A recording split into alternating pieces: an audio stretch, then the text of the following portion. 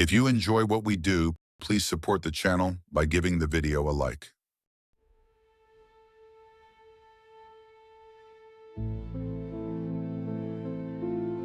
Adventure. Adventure is what I craved. I wanted to gain the fruits of life that I had so long been denied in my youth. And in those days, those fruits could be found and plucked in the American West. But if I had a hint of what would happen to me and my boys when I found that adventure, it would have made me never want to leave civilization. Of course, I've heard tales of Indians scalping and killing settlers, wild panthers and bears tearing men, women, and children alike.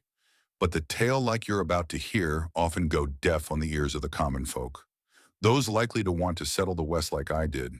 If only they and I knew what deep, dark horror lay in the old American West. The four of us boys were riding on horseback, the hot sun hitting our backs like a match lighting up small branches, cacti flanking us on all sides, the constant fear of an Indian attack always keeping us on alert. To my left was my bestest friend, Thomas, a good boy, decently clean-shaven, apart from the stubble he often supported, new to the world of criminals, thieves, savages, and vagrants. Hell, so was I. To my right, trailing the group as usual, was Richard, a drunk who we only keep around because he's good at hunting and fishing, and he can tell a good joke here and there, his long, unkempt hair sitting uncomfortably on his broader shoulders. Then came our leader, John, a man whom I'd only had the greatest respect for. He had gentlemanly features, combed, parted hair from the left, a nice trimmed mustache with shaven cheeks, and these deep-set blue eyes which sat handsomely under his brown eyebrows. And though Richard was the oldest out of us boys, it was John who was the most natural leader. We hadn't seen a lick of water or stream by the time the trouble started. Right as we were about to take a break after our day's labors, John spotted an object and told us to halt. At this point, in my inexperienced state of existence, I didn't know what to expect in such a harsh, unforgiving place like the American West. We slowly approached the structure, John unholstering his revolver in case any trouble arose.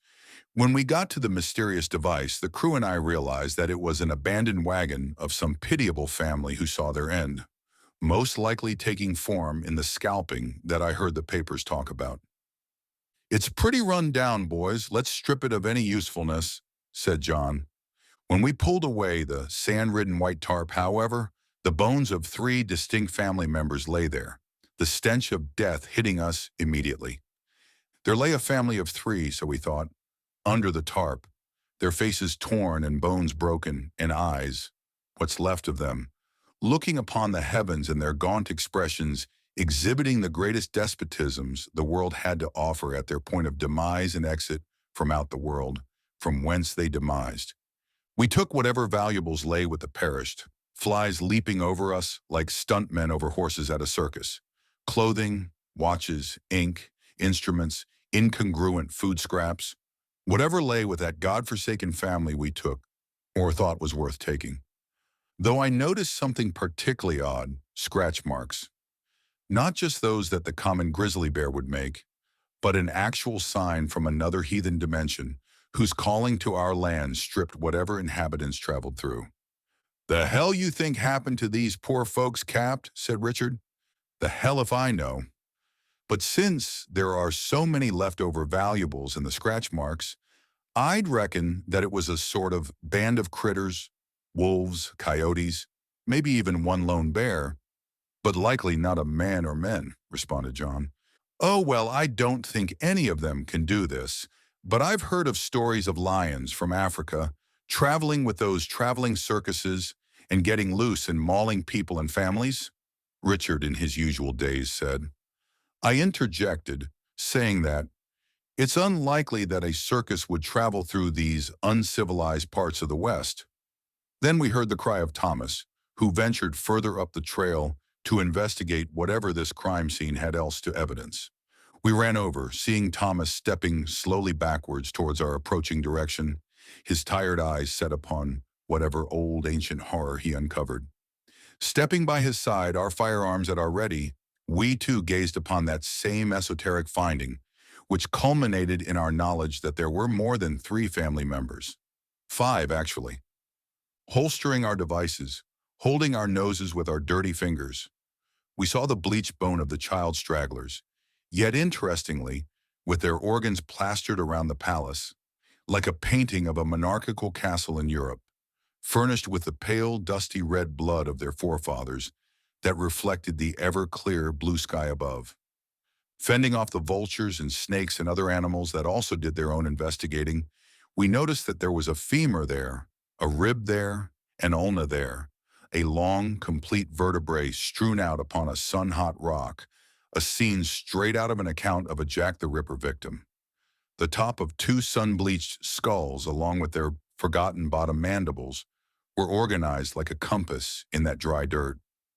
North, east, south, west. Long fingernails, once belonging to a seemingly beautiful daughter, a caretaker of whom she loved, were sticking out of the sandy gravel soil, reflecting off the sun that showed no mercy to the savage or the Christian or the partisan. It was then that I noticed those claw marks, the same back at the wagon, only a couple of paces away, dug into the sandy crevices that marked the ground, with red grains filling those crevices like lost swimmers and mariners who were thrown off their ships for mutiny. "By God, I ain't seen nothing like this, not even from Injun savagery," exclaimed Richard. Thomas, in a quivering voice, said that this is not natural to this world. I put my arms around my friend, suddenly turned when there was another noise, not from any man, but from our horses who were whimpering and hollering like they'd seen the devil. We ran back to the wagon where we roped our horses, their hind legs kicking at some phantom spirit whose presence in these lands marks a mistake in God's ways. Richard looked around, exclaiming that there was an Indian above us in the canyon, staring at us trying to make sense of the situation we were in, and started shooting at it until Thomas and I, in our infantile state, went along, unholstered our revolvers and shot at the Indian, whom we thought was an incarnation of a heathen. Once the Indian made haste away from the rocky canyon side, Captain John, as we called him out of reverence, told us to hold our fire and that we should leave the premises.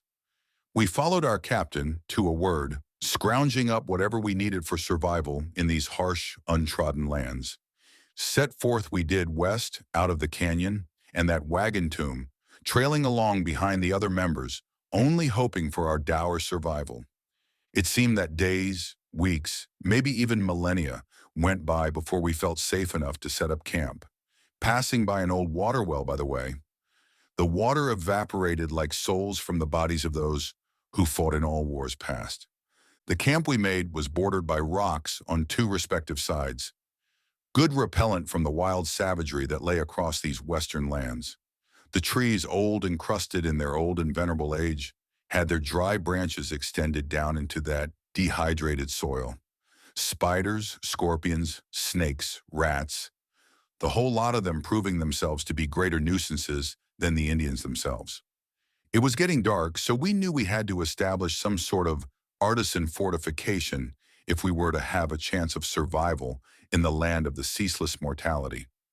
The campfire, stoked hot with flame and inferno, provided some warmth to our unholy pilgrims to venture into godless territory. The grub? Well, nothing, except a coyote that old Dick shot for us. Better that than an Indian, I suppose. We decided to sleep in shifts that night to prevent any attack or dissension with the local tribesmen. It would be John, our most noble knight and gladiator, who would take first watch, then Richard. But who knew if he were to keep that promise of the protection of those accompanied by him? So exhausted from the day's extravagances that Dick, Thomas, and I slept as fast as a deer may run from the humble snap of a twig, perhaps as a way to escape the melancholy disposition and situation we found ourselves in. John looked longingly into the dark depths of that Arabian-esque desert, his left hand at rest on that officer's saber of his. With that southern drawl of his, along with that most stoic and militaristic nature, I couldn't help but think that he served under General Lee in the war between the states.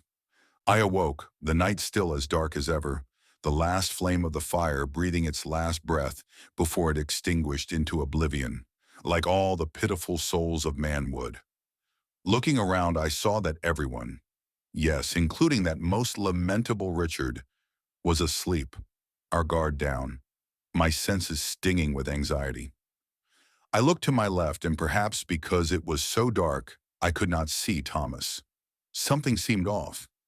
Then, with such a silent passion as to queer any mute, I heard the rattling whispers of Thomas, seemingly out in the distance. I stood up, believing this to be some foolish prank between two friends, but as those murmurs stood among the small breezes of the night, I knew something was off. I listened with great tension to the voice of Tom that came from the faraway cliffs, from the backs of those night creatures, from the low-hanging branches of the millennia-old trees, from my very soul. So entrancing was it, those voices, to where I couldn't help but walk away from the camp, towards the likely source of my friend's gossip. The horses, who were stationed at a group of boulders a couple of meters away from us, were, as the day previous, shrieking, as if some demon came into our world to torture the souls that denied them eternal paradise. "What the hell are you doing, Neil?" hissed Thomas, awakened by the cries of our colts, turned over in his dark blanket. I was thus broken out of the trance that I was emplaced in, realizing that I walked about 20 feet from our camp, towards a hill where it was unknown what was on the other side of it. The other two woke up, looking at me, almost as dumbfounded as myself. "Come on, son, you ain't abandoning us yet, are you?" said John with a low, deep voice. "Oh, let the boy take a piss, will you, Johnny boy?" replied Richard. "Weren't you supposed to be on watch at this hour, Richard?" questioned John with intensity. Well, I suppose that I let my fatigue get the better of me. I loomed there, in the pervading still blackness, staring back with wide, tired eyes at my companions. "Are you okay, Neil?" said Thomas, standing up from his makeshift bed.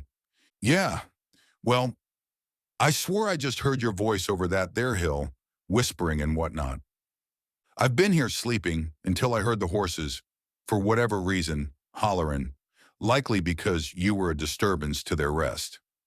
John squatted on his heels, yawning, and just considered the fact that I was just weary of yesterday's events, and just that I was inebriated or something.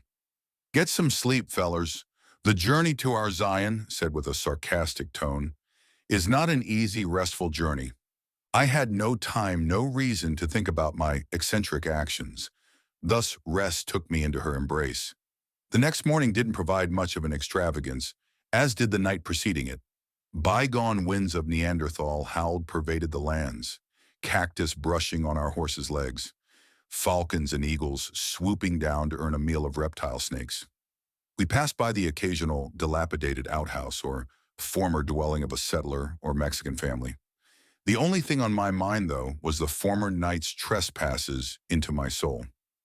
By midday, we Argonauts, on a journey of brotherhood, silently drove through a small canyon, walls of bygone natural materials on each side of us. Never had I, and perhaps the others, felt so watched by a bushel of eyes, but from which species or from what fauna I had not known, until we saw the stoic natives observing us from high above. Again, just like the day previous, when we saw a very similar sight, we hoisted our arms in a defensive pose. But again, John told us to put down our arms, lest we incite greater conflict than we already had in an unknown land. Holding up his right hand, blackened from skirmish and toil, he said in a calm yet defiant voice, "We bring no harm to you or your people. We men are merely traveling ourselves." One of the two natives, the elder one, murmured something to the younger scout in their language and proceeded to swivel their horses back, casting their shadows out of our dehydrated sight. We at the moment did not know what to make out of this, as they did not seem visibly angry nor discontented with our presence, but we could never be too sure.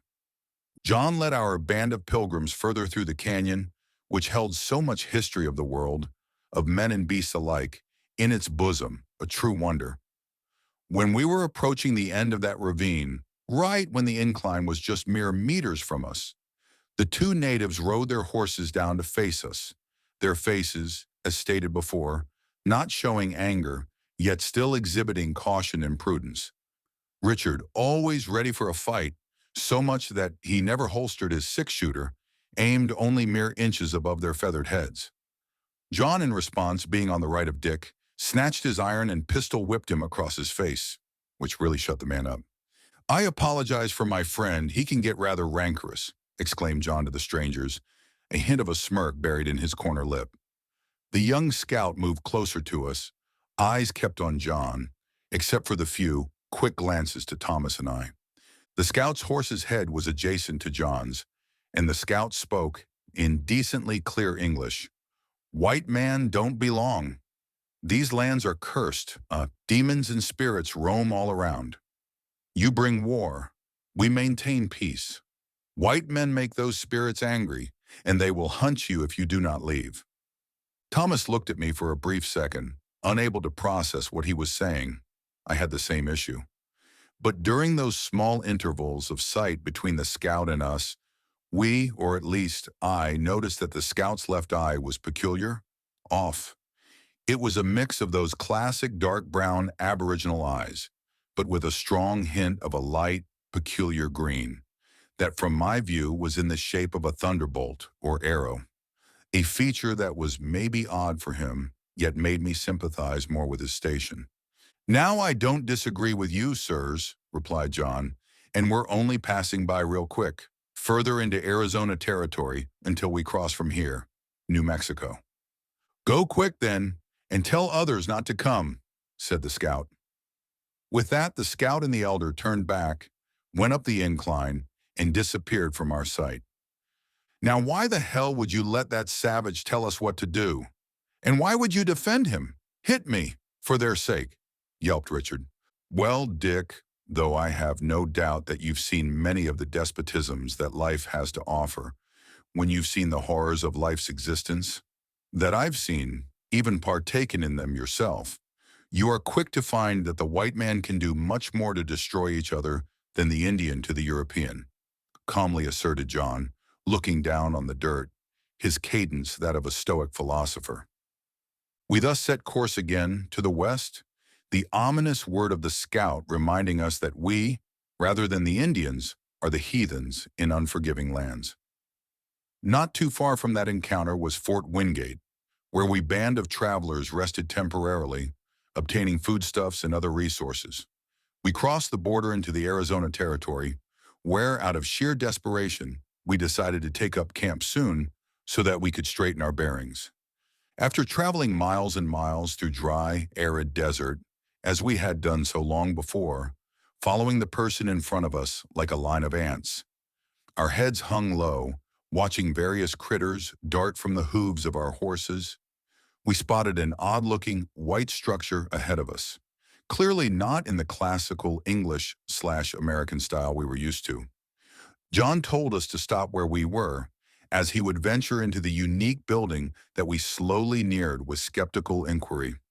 Fast did he and his horse go to it, only temporarily halting as the doors to the establishment were closed, but only queerly, for the right brown door was ajar, as if there were travelers like us who too had taken camp recently.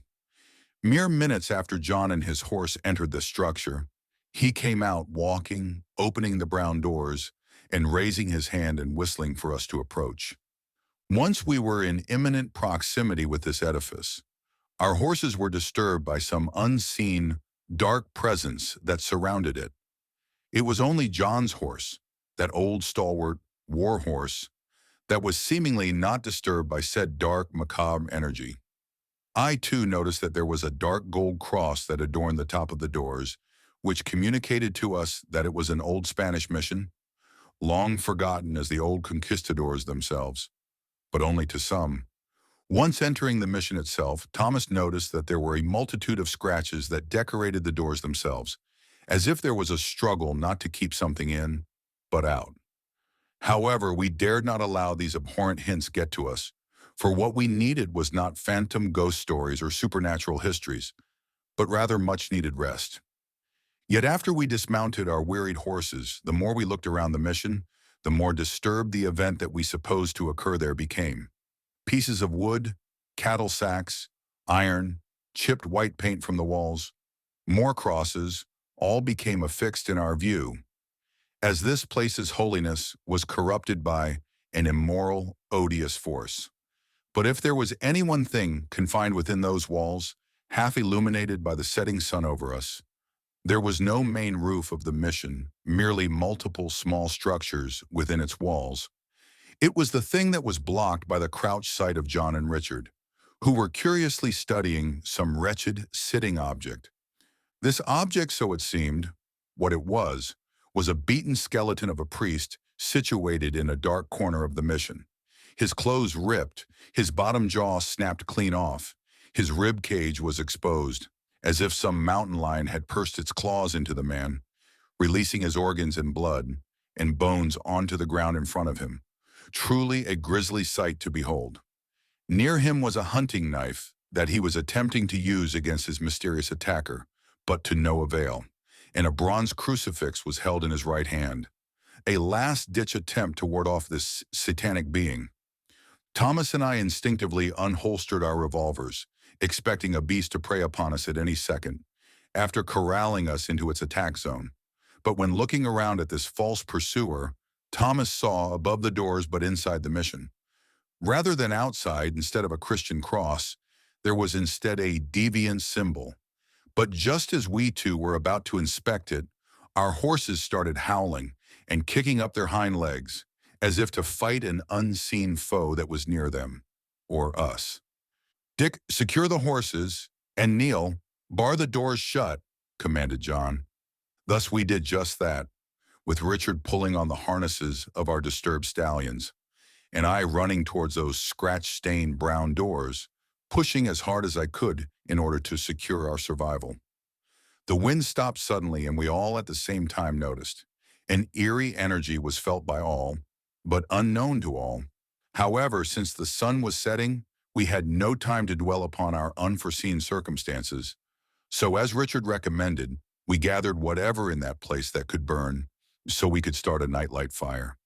In the center of the plaza stood, or rather sat, a white-tiled fountain, which at once held bright, inviting water, but had been bleached of its former contents, now only holding a small pool of blood-red elixir.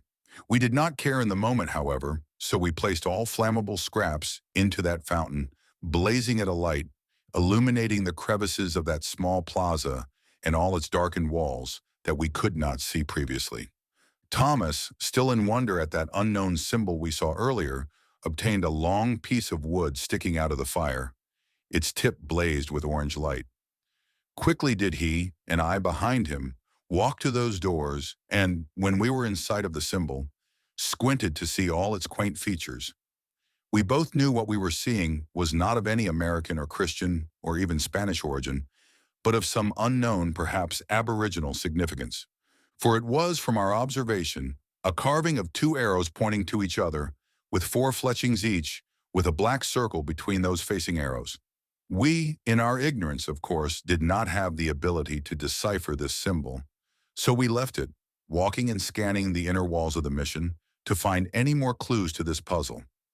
We did find, in addition to some scratch marks, which we foolishly brushed off as the work of the builders of this place, one more thing, a crudely, again, like the symbol above the doors, etched word, which we saw as chi-di, a term hitherto unknown to us.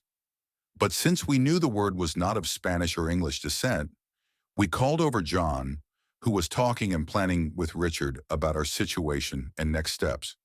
Since we knew that he, in his educated vocabulary and life experiences, knew some Navajo due to his exposure to foreign cultures, so that he may be able to tell us what it meant. Indeed, when he came over, he was immediately stunned by the sight, as he knew what the word meant. "Christ, this doesn't make sense," said John, upon first seeing it. "Well, what is it?" replied Thomas. "I do, in fact, know some Navajo," stuttered John, shaking his head in disbelief. "And this word, to my knowledge, means something like spirit or ghost, and not a friendly one," making us even more creeped out since he never was so nervous in his normal disposition, which did not help our already fearful situation. John looked at both of us in a pursed-lipped smile, as if to calm us down, putting his hands behind our backs, walking us back to the fire. But I did not remember any of the words he spoke, as the malevolent words were held in my gaze as it became harder to see as we were nearing the flame. I've been in many odd, even horrific situations throughout my life, laughed Richard. But this is one that I cannot reason through, the latter words he said in a more sober tone. I can second that, but boys, clearly there is not something right going on here. So we're gonna leave when light first hits, spoke John. We all silently nodded in agreement, all wishing to leave the barren desert for some semblance of civilized intimacy and settled civilization. In an attempt to distract us from our plight, we shared stories with each other about our lives before our coupling as a party, such as how Thomas was a performer for a traveling circus, and how Richard was a cousin to Daniil Boone and was considered in Kentucky to be a master game hunter. John stayed mostly quiet, pondering what our next moves should be to secure our survival. But it was something that Richard said that still haunts me to this day, even more than some of the transpired events we witnessed and personally experienced. You know, boys, he started, his dark eyes staring into the eternal flame of our fire. I know you think of me as a fool, as one of the acts of Thomas's circus, but I want you to know that I used to be a respectable man, beloved by my neighbors, feared by the beasts I hunted. I used to have it all. Yet in something that our dear captain may relate to, I had it all stripped from me. It is no secret that I distrust the savage, but after you've seen what they can do to the ones you love, to the community you serve, then you would understand my position. Of course, they're not all like that, yet always be vigilant for those that are. He continued, from my experience, while some may claim that war is God, I would say that God himself is war. God is war. Never had we three heard anything so philosophical from Dick, and we all just sat there, dumbfounded and exhausted, all staring into the flaming embers of the pylon in front of us. All right, we'll sleep in shifts, with myself starting first, then Richard, then Thomas, and lastly Neil, declared John. We need all the rest we can get for our journey, especially in our situation. So y'all start sleeping, and I'll tend to the horses one last time. We heeded his wise words, quickly making our cots and makeshift sleeping quarters so we could rest our weary eyes. Speedily did we sleep, slipping into a darkness of consciousness more unknown than the territory that we were currently inhabiting, comforted by the thought that our captain would be the first to watch over us and the last to allow us to get hurt. My dreams, nightmares that night, were the worst ones that I had my entire life. It started from my vague recollection with me standing on a small crested hill, overlooking, well, something along the lines of a native ritual, with naked Navajo men holding torches, chanting and dancing around what seemed to be another native. But this native in the middle of this circle wasn't normal. Though he was thrashing violently on the ground, I was able to spot some eccentric features he, or it, had. Long, mangled arms clawed into the ground around it. Loud shrieks of pain screamed out. Its whole body was very unnatural, almost alien to what we humans can fathom as existing on the same soil as us. Suddenly it all stopped, all chanting and howling, and they all suddenly turned to me, including the creature. I saw its eyes, a piercing yellow looking at me upon my small, undefended hill. One native, presumably the chief, pointed at me, and a whole profusion of screams came from all directions, and the white-skinned creature, in contrast with the darker natives, darted right towards me. I ran as fast as I could on a flat surface comparable to the dirt ground of the desert. I then fell, rolling into what seemed to be an eternal dark oblivion. I softly landed in what seemed to be another realm, when cavalry soldiers, Americans, saw me, and when the officer reached his hand out to help me up, he was shot with an arrow, and an entire war party of natives on horseback trampled through the cavalrymen, slaughtering them all.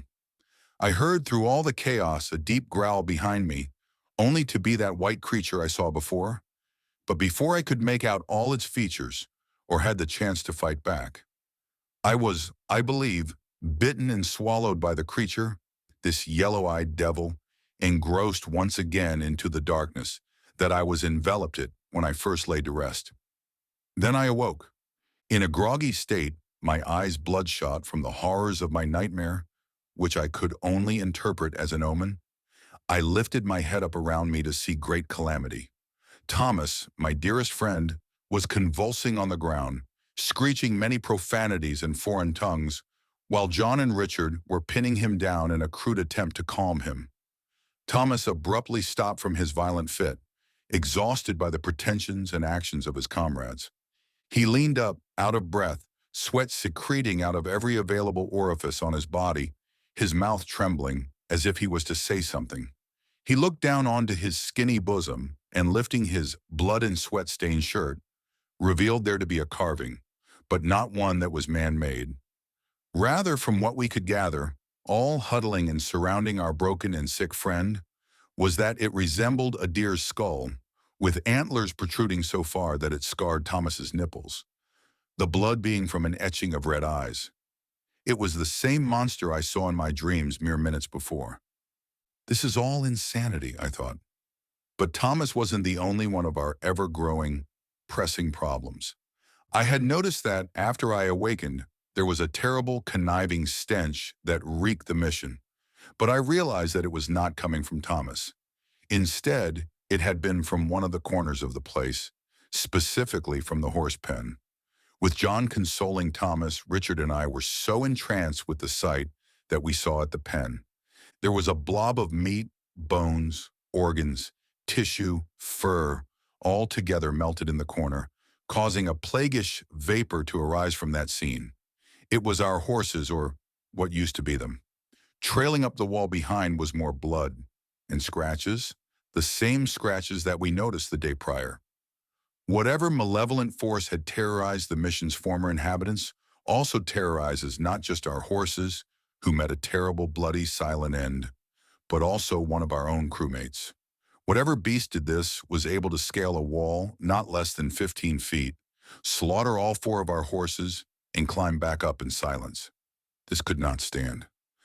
"God damn, we're going to need the Texas Rangers or even the Pinkertons here," exclaimed Richard, his shotgun held in hand, while I grabbed my revolver from my bedside. John had put Thomas to rest in his cot, running over to us to also study the horror. "What happened? What happened?" I asked frantically, with an abominable urge to know what transpired by the time I awoke. "Richard woke up first," John explained, starting deep into the bloody assemblage in front of us, yelling that something was wrong with Thomas. "You, of course," looking directly at me, "were supposed to take the last watch shift. But something happened to Thomas on his watch which sent him into a shock. What he saw, I do not know, but I can clearly see what's in front of me right now." John rushed towards his cot, quickly packing his belongings up, as if he were to leave us alone at the mission. "What are you doing, sir?" I asked. He stood up. "There's a place called Defiance, an Indian agency south of here, but since we just came from Wingate, I will retread our steps back there in order to get help and supplies for us." He briskly walked to Richard, putting his clenched fist next to the latter's chest, remarking that Dick would be in charge while he was temporarily gone, and for us not to leave the mission's walls unless the most dire circumstances arose. Dick nodded in agreement. Finally, he seemed, other than the philosophical comment he made the night previous, to be fully aware of what is happening. With that, John took his packed belongings, not taking too much, as he thought it to be less than a 2-day trip to Wingate. Dick and I accompanied him to the scratched brown doors that led to the outside heathen world, wishing farewells and good luck to our regal captain. We closed and barred the doors behind him to make sure that no creature to enter. But in the moment, in our shaken minds, we did not remember that the monster could climb over the mission's walls. "Well, Neil," Dick said to me, "take care of your friend for now, and I'll scan the perimeter for any antagonists." It all sounded fine to me, and I discovered that I was more used to taking orders from him than I thought. For the rest of the day, I was both a maid and nurse for Thomas, but I had no regrets about it. He slept for most of the day, periodically jolting up from some unscripted nightmare, scanning Richard's movements as he diligently looked for the beast. The sky, in particular, was also odd, as there were now dark, low-hanging clouds, yet there was no rain to water us dry fauna, which would have been a calming relief. There were seemingly no signs of the creature, with only the occasional whistle echoing through the mission's walls, which we chalked up to an increase in wind. Night, just as before, found us hiding within the walls of Christ, holding out the hope that our leader would soon arrive with a dozen soldiers to establish our safety. There was likely no sleep for any of us three, for we could not let our guard down, lest another one of us be afflicted with Thomas's condition. Just as the sun finally set, we heard scratching outside the doors. Richard took up his double barrel and slowly and attentively walked towards the large brown doors, not knowing what horror was outside. He put his ear up to the doors, where the scratching was at head level. He then knocked back into the darkness that lay outside, the scratching subsiding, as if the creature was now in what was our former vulnerable position. More scratches came, not from just the door, where it did return, but on all sides of our fortification. There was more than one creature. Richard shuffled back to us, stoking the fire so we could see our surroundings better. A rock, a small pebble, was thrown over a wall, landing a couple of feet from us. We didn't know what to do. Petrified with fear, a sense of doom hanging over us like those dark clouds before, we got into a defensive position so that we faced the corner of two walls each, with Thomas resting between us. A howl erupted, then two, then three. There were at least three of them. Dread hung over me, especially since I may have foresaw the menace that was to attack us in the dream I had the night before. And that terror was not one that I wished to face in a non-dream, physical world. A rhythmic thumping, just like the tribe in my nightmare, enveloped the environment around us. Dick raised his gun into the air and shot a loud, deafening noise. All went silent for just a moment. Behind three walls came the sound of scratching, but louder than before. They were climbing. I saw out of the corner of my eye long, pale, but seemingly shiny fingers with massive claws that began to curl in on themselves. Peering from the top of the walls was the dome of a skull, illuminated brightly by the moonlight beaming through the cracks of clouds. Then out of sheer horror, those piercing, bright yellow eyes looked back at us, as if they were studying us as animals at an exhibit. For a horrifying moment, that's all its eyes, those devilish eyes, did, was stare, and we stared back. A thump on each side of us was heard, and when we looked, two marauders leaned on their forehands, curled into the dirt ground. We looked back in front of us at our stalker, only to realize that it too was on level with us, or should I say still higher, as these yellow-eyed devils were massive. Apart from the yellow eyes came the matted black fur which adorned their pale, bony skin. Hunched over, resting on their clawed hands, their spine nearly protruded from their arched backs, almost like a threatened cat. Though they had that cat-like feature, there was no telling what these beings were, since they had a skull like a deer, the back of a cat, the profuse, labored breaths of a tired dog, and the eyes of a biblical devil. We were nearly cornered, except for behind us, which we slowly, and without fail, still staring back at the beasts, walked back while dragging Thomas. The middle one, let's call it the Alpha, as it was clearly in charge, shook its head like a deer with flies on its face, and howled such a loud concoction of dark symphony that it outmatched even Richard's rifle shot. One of the devils charged at Richard, only a few meters away from it, and Dick fired both shots at it, which temporarily inebriated it. The other one that came to me, however, was not fazed by the pistol cartridges that I fired, leaving me to jump out of the way of its path. The result was that it ran right into Richard, pummeling him into the dirt of the ground. I, at the moment, was dragging Thomas to one of the small shacks that lined the walls while firing my gun, but again, to no avail. Richard, terrified of his impending end, took out his hunting knife and, in a scene likely resembling what happened to the late pastor, was torn apart by the beasts, the sound of cracking bones and flowing blood echoing throughout the mission like the howls of those devils. The Alpha, who at this point was not engaged in the struggle, walked to us, though it looked like more of a decadent dance. Either way, I was terrified, and just as it was a few feet away from us, a loud jolt of noise fired behind me, wounding the devil. It was Thomas who used his revolver against it, hitting it in the eye while it screamed out in pain. We could still not comprehend the horror that we were witnessing at the sight of a man who, though not without his faults was still our friend, was now being gutted like the deer he used to so often hunt in his native state. But before we knew it, more shots rang out from an assailant unknown to us. It was John who, just like the devils, jumped over the walls, screaming like a banshee, unloading all his ammunition to strike down the foe. We too also engaged in the struggle, firing whatever little shots we had left. Significantly, John blew the head, or skull, right off of one of the devils eating Richard, shattering the hind legs of the other in the process.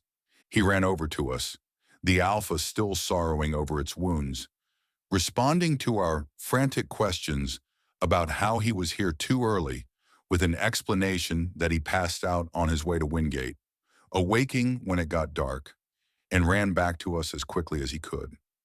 This meant that there was no army, no cavalry to save us, only ourselves. With this sobering realization, he implored us to escape the mission through the front doors, while he would finish off the other two devils. We obliged to his command, and I put Thomas over my shoulder, his gun in his other hand.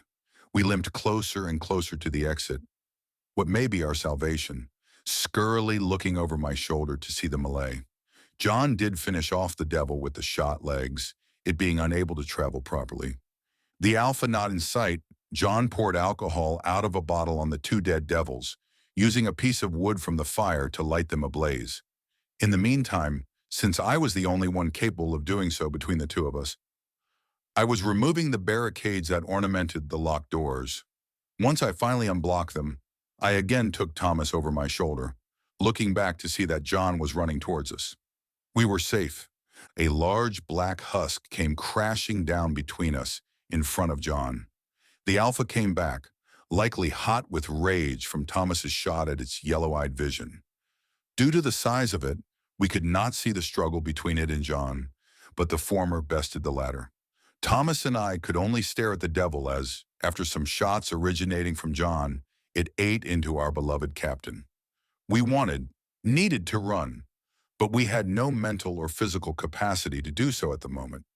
The devil looked back at us, peering over its broad shoulder, its eyes reaching mine. The one peculiarity of it was not of its pure rage, but of the distinct color of this specific creature's eyes. Sure, they were yellow, already an oddity, but this one was different. It had a mix of that bright yellow, but also with another color akin to a green lightning bolt. Never had I witnessed such a beautiful color on a hideous being. It did not attack us, however, so we took that as a sign of providence for us to run away from these lands that birthed beings hitherto unknown to the man of civilization. From the east we came, and to the east we run back to. I went to the west thinking that it would provide new, bountiful opportunities to me and my companions, but all it provided us was a death sentence and lifelong traumas from the horrors experienced in those impious lands of the unbelievers. Never shall I travel west again. Never shall I forget those yellow-eyed devils.